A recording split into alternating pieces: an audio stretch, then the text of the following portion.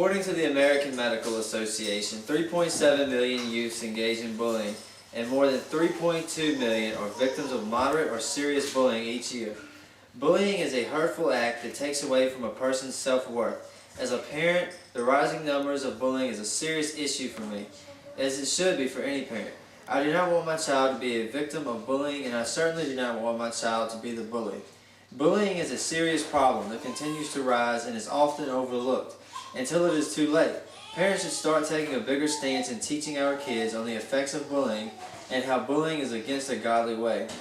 Through 3 main points, I will prove that bullying harms children, both the victim and the bully.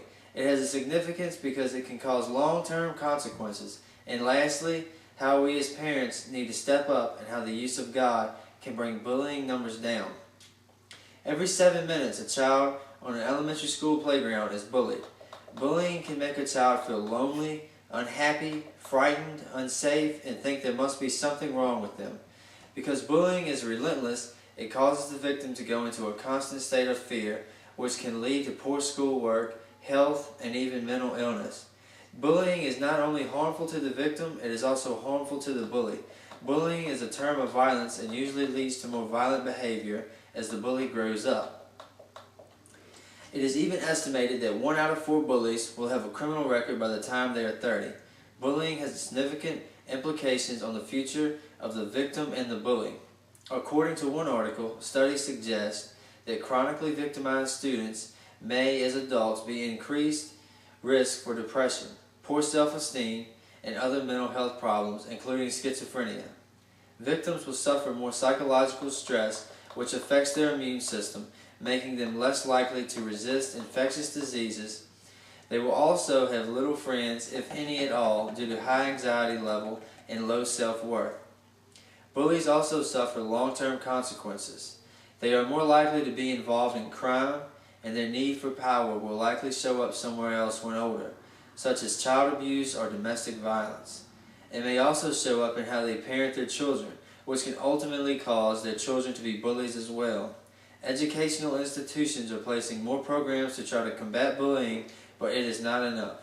The solution is in the parents. We must step up and teach our kids bullying is not right and ensure they are not bullying other children.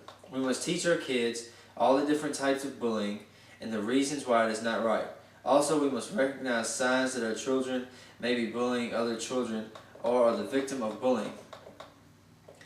When the children are young, we need to emphasize the hurtfulness of bullying, what it makes the other person feel, and how it can cause harm to them. When speaking out to children, we must instill in them Mark 12:31, which tells us to love your neighbor as yourself.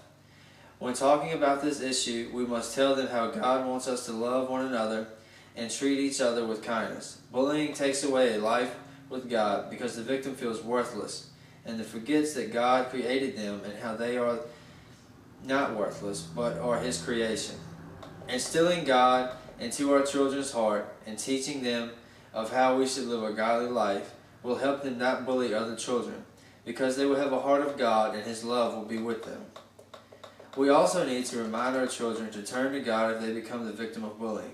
All too often, children do not know how to express and handle their pain from being bullied and end up hurting themselves. We need to remind them that God is always there for them and will help them through their pain and suffering. If they turn to Him and see them through, they will less likely handle the effects in a negative way. Bullying is a terrifying and cruel act of violence that is doing nothing but increasing. It has serious implications on its sufferers. The change needs to start at home. If we as parents do not do something, then it will never change. We need to teach our kids about bullying and why it is wrong, and remember that using God will help overcome this battle. Too often, bullying causes a tragedy. Just 12 days ago, a young 13-year-old teen committed suicide due to excessive bullying. Rachel from Minnesota hanged herself after being bullied for months by a clique of girls who called her derogatory names and threatened her. 2 days before her death, they sent out a text with derogatory names and saying, "Send us around," to get her out of schools. Her parents knew about the bullying but thought that she was dealing with it fine. She wasn't. This is a sad tragedy that is being seen all too often. Get involved with preventing this starting with your kids. Let's stop the bullying cycle now.